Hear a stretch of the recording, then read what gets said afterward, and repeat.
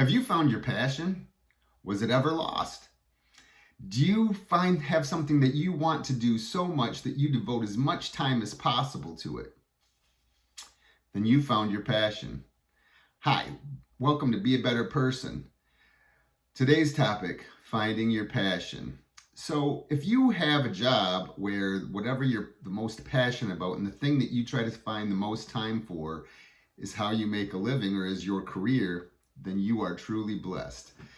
And so one of the first things that I tried to do with my children was, just because it was drilled into my head, was go to college, go to college, go to college. I did let them experiment with a lot of different things, mostly sports related, but also some other things, church and so on.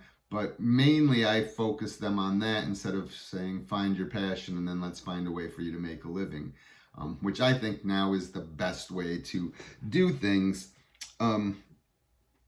And so I found throughout my life that my passions have kind of changed.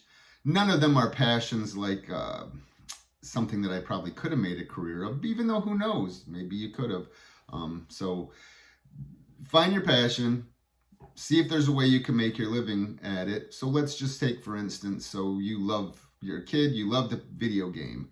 And so you hope that you could be an online video gamer, and maybe that doesn't work out. So maybe you find a way that you could learn how to code and write video games. Maybe you could find a way that you could do marketing for video games.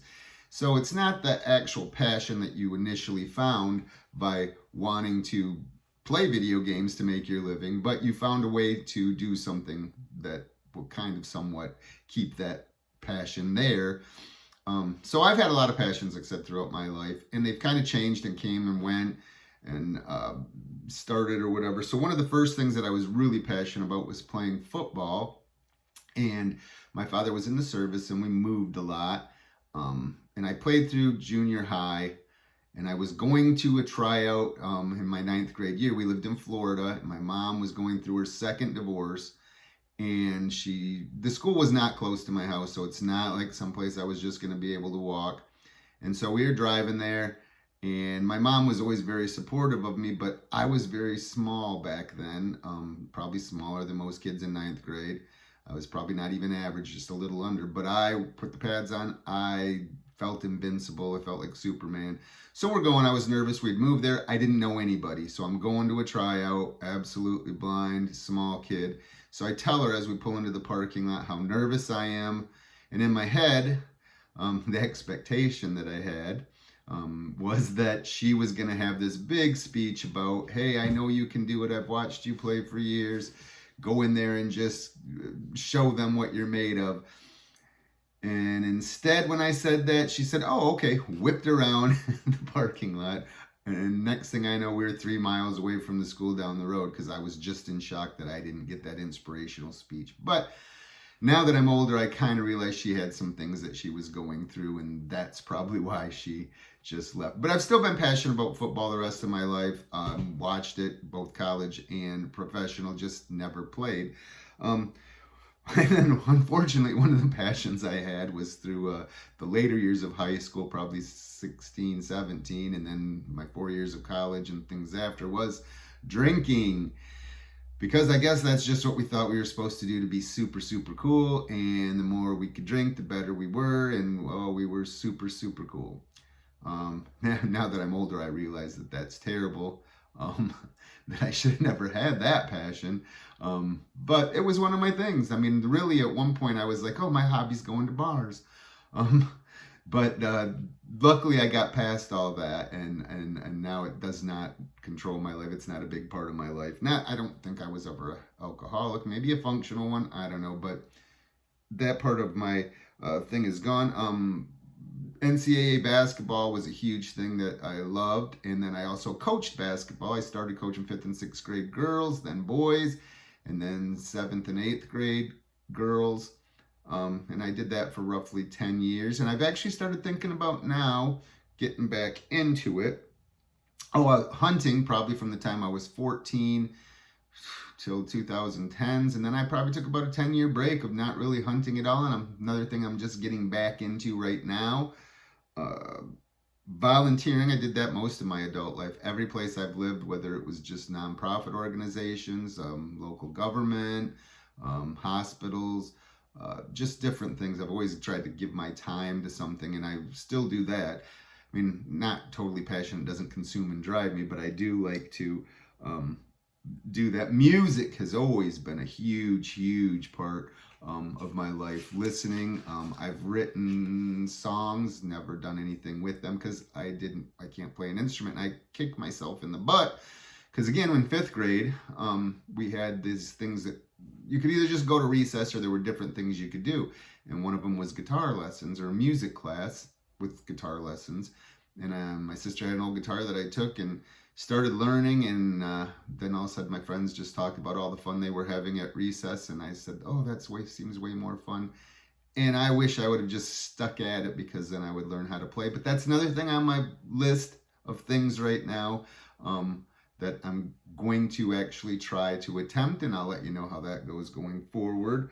And then recently a big thing with both me and my wife has been to garden and kind of be self-sufficient, and that's kind of why I've got back into the hunting thing, is just like I said, canning, freezing, hunting, food to provide for ourselves, gardening, growing our own, just so that we can be more self-sufficient and don't have to go to the grocery store, and we know that our stuff is stuff that's wholesome and we raised.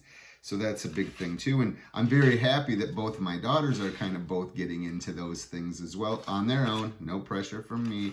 And my oldest daughter, is really passionate about foraging, which I haven't kind of got on that kick quite yet. But I think that since she's been doing it, I probably will start thinking about doing it as well. Just because, like I said, it seems fun. We did go out mushroom picking earlier in the spring and had a great time. So a lot of these things, like I said, I took breaks from. Some of it was just because when I moved places, I had friends who were really big in the NCAA tournament, and then I didn't have anybody. And when you don't have anybody to share or talk to about things, I think maybe sometimes the hunting thing, same thing. The break was I moved, and there was nobody that I really got involved with hunting. And like I said, not that I don't mind doing things on my own, but it's just a lot more fun. Like when we were younger, we would all get together for a deer camp before opening day, and we'd all talk about our past stories and talk about what we'd been doing to try and find the animal that we wanted to go after. So, we'd seen it in bow season, and now here's rifle, and hopefully I see it, and stuff like that. So that was kind of why I thought that was something that helped drive me and I was passionate about. And then I took breaks from a lot of those different things, but then since I've gotten back into journaling, it kind of just made me think about some things that I was excited about. And like I said, I have a list now, and once I kind of cross one off, I'm going to try the other one. Theater, I would really like to be in some plays. I took a class my last year of college, and I really enjoyed it.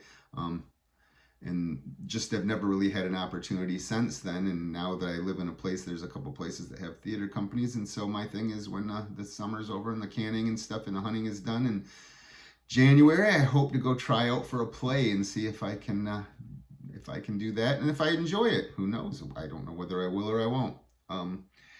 So those are some things I'm doing. And another things that I'm excited on, and I keep talking about these lists. I have a list of specific things that once I accomplish one, because before I used to just be scatterbrained and think of one thing and I'd never finish it and I'd move on to the next thing.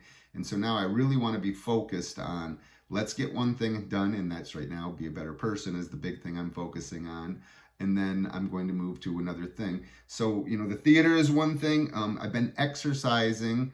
And I'm hoping same thing in the wintertime that I'm going to try and get my personal trainer's license. And I need to keep learning. I'm doing it all on my own between YouTube and just watching some different things, reading some different things on how to get back in shape and keep exercise as a regular part of my day. And I just think that, so if stuff is important to you, you'll find the time to do it. A lot of people who say, oh, I don't have time. Well, then I don't think that you're really passionate about something if you don't necessarily have the time or you make the time to do it. I think that something that is that you're passionate about, you're gonna find that time to do it and to put it into your daily routine. And again, you have to build those daily routines to keep stuff going, because if not, you'll find distractions that will take you away from that. So like I said, the big thing is just really find what really makes you tick, what really drives you, what you really want to spend a lot of time doing. And again, I know that jobs and life in general, like I remember when my kids were both young, I spent so much time taking them or watching their games or taking them to practices that was hard to have time for your own passions. But I was very passionate about watching them as well. And so, like I said, I really wish I would have taught them that instead of worrying about college, let's find something that you're really, really passionate about. And then is there a way that you can make a living from it just on your own, being entrepreneurial? And that would be a much better, I think, use of time, because that's another one of my passions that I've been working on. And again, in order, because I don't want to have so many things going on that I can't focus one at a time on the things that are important. Most important to me is education reform, but that's a whole nother thing that we'll get into on another time.